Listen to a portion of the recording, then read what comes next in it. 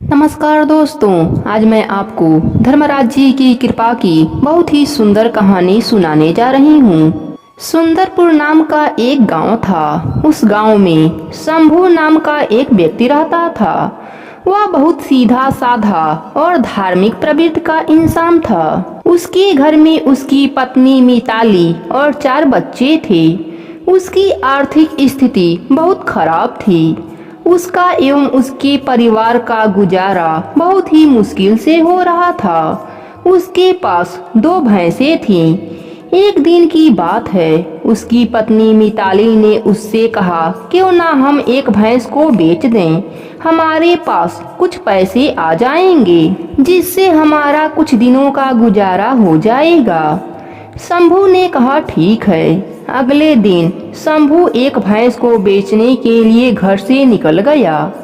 कुछ दूर जाने के बाद रास्ते में एक आदमी मिला जो अपना घोड़ा बेचने जा रहा था। वह बोला, हे भला मानस, क्यों ना हम अपने जानवरों की अदला बदली कर लें। तुम मेरा घोड़ा ले लो और मैं तुम्हारी भैंस ले लेता हूँ। मुझे भैंस की बहुत जरूरत है। शंभू को उस पर दया आ गई। उसने अपने भैंस को दे दिया और उसका घोड़ा ले लिया। शंभू घोड़ा लेकर कुछ दूर चला ही था कि उसे पता चला कि घोड़ा तो अंधा था। शंभू उसे लेकर जा रहा था। थोड़ी देर चलने के बाद उसे एक और आदमी मिल गया। उसके पास एक गाय थी। घोड़ा देखकर वह आदमी बोला, भाई, मेरी गाय बहुत सीधी है और खूब दूध देती है। तुम मेरी गाय ले लो और मुझे तुम अपनी घोड़ा दे दो। मुझे घोड़े की बहुत जरूरत है। शंभू को उस पर भी दया आ गई और उसने अपना घोड़ा दे दिया और उसकी गाय ले ली। कुछ दूर चलने के बाद पता चला कि गाय तो लंगड़ी है। शंभू उसे भी लेकर चल पड़ा। थोड़ी देर चलने पर उसे एक और आदमी मिला। उसके पास बकरी थी। उस आदमी ने पूछा, कहाँ जा रहे हो भाई? शंभू ने बताया, मैं इस लंगड़ी गाय को बेचने जा रहा हूँ। वह आदमी बोला, भाई, मुझे इस गाय की बहुत जरूरत है। क्या आप मुझे यह गाय दे सकते हो? इसके बदले मैं आपको अपनी बकरी दे दूंगा। शंभू ने उसे अपनी गाय दे दिया और उसकी बकरी ले लिया। थोड़ी देर चलने के बाद उसे पता चला कि बकरी तो बीमार है। शंभू बाजार पहुंच गया। शंभू को बड़ी जोर से भूख लगी थी। शंभू ने बकरी को 5 रुपए में बेचकर उन पैसों से वह खाना खरीद लिया।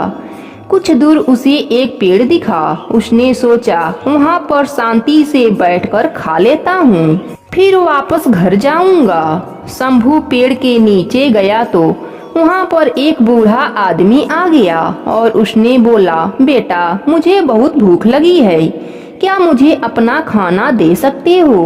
उस बूढ़े आदमी को देखकर शंभू को उस पर दया आ गई और उसे अपना खाना दे दिया और खाली पेट घर लौट गया।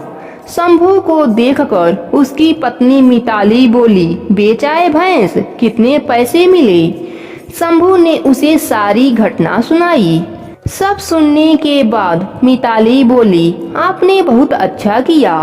अपना हाथ मुंह धो लीजिए, मैं आपके लिए खाना लगा देती हूँ। खाना खाकर आप सो जाना, आप बहुत थक गए हैं। खाना खाकर सब सो गए। अगले दिन जब शंभू ने अपना दरवाजा खोला तो वह हैरान रह गया। उसने अपने पत्नी मिताली को जोर जोर से आवाज लगाने लगी। आवाज सुनकर मिताली भी दौड़ती हुई बाहर आई। वह भी देखकर हैरान हो गई। उसके दरवाजे पर वह सारे जानवर थे जो कल शंभू को रास्ते में मिले थे। सभी जानवर सही सलामत थे। शंभू और मिताली को कुछ भी समझ में नहीं आ रहा था कि ऐसा कैसे हुआ। तभी एक चमत्कार हुआ। धर्मराज जी अदृश्य रूप में वहां प्रकट हुए और बोले, शंभू, तुम इतने गरीब थे, फिर भी तुमने अच्छाई का रास्ता नहीं छोड़ा और गरीबी में भी तुमने दूसरों की सेवा करते रहे। और मिताली, तुमने गरीबी में भी मेरा नित नियम निभाया, यह उसी का फल है। शंभु और मिताली हाथ जोड़कर भगवान से बोले, प्रभु, हम सब आपका दर्शन करना चाहते हैं। तब धर्मराज जी ने कहा, अभी मैं तुम्हें दर्शन नहीं दे सकता, सही समय आने पर तुम दोनों को मैं दर्शन अवश्य दूंगा। इतना कहकर धर्मराज जी चले गए। हे धर्मराज जी, अपने सभी भक्तों पर अपनी कृपा बनाए रखना। जय हो धर्मराज जी की।